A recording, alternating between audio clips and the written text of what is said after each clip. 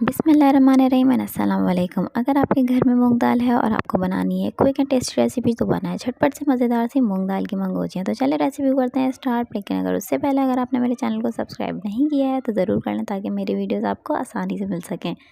ये हैं वो तमाम इंग्रेडिएंट जिनकी हमें ज़रूरत है और ये भी हर घर में मौजूद होते हैं। बहुत ही सिंपल, बहुत ही ईजी है। तो चलें रेसिपी करते हैं स्टार्ट। सबसे पहले हमें मूंग दाल में हरा धनिया और सॉल्ट डाल के हम इसका पेस्ट बना लेंगे अच्छा और उसको कर देंगे साइड पर। दूसरी तरफ हम ले लेंगे एक पतीली, उसमें डाल देंगे हम हाफ कप ऑयल।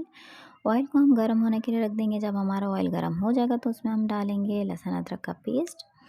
लहसुन अदरक का पेस्ट डालने के बाद हम इसको कर देंगे अच्छे तरीके से फ्राई। जब इसमें खुशबू आने लग जाएगी, जब भून जाएगा, उसमें हम डाल देंगे टोमेटो पेस्ट। टोमेटो पेस्ट के बाद हम इसमें डाल देंगे अनियन पेस्ट। दोनों पेस्ट को हम आपस में अच्छे तरीके से करेंगे मिक्स ताकि दोनों पेस्ट आराम से अच्छे तरीके से आपस में मिक्स हो जाएं।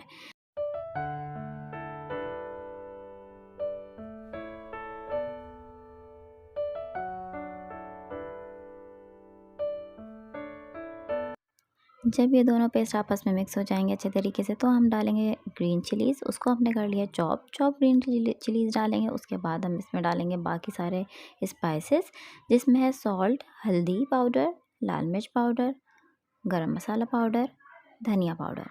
इन सारे स्पाइसेस को हम एक साथ डाल देंगे।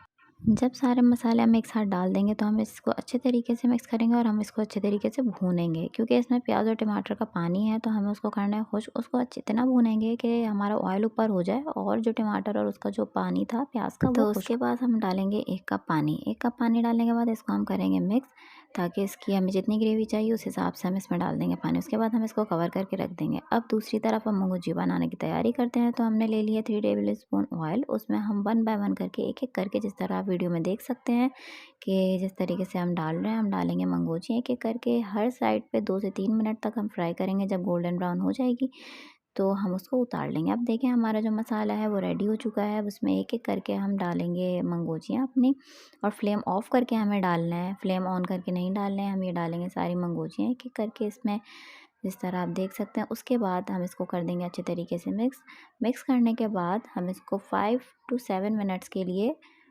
कवर करके छोड़ देंगे। उसके बाद हम इसको डिश आउट करेंगे।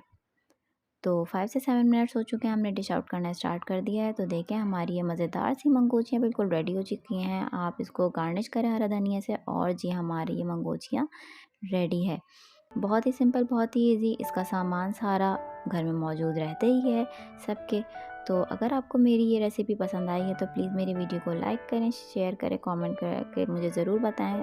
दुआ में याद रखिएगा। अल्लाह हाफ़िज़।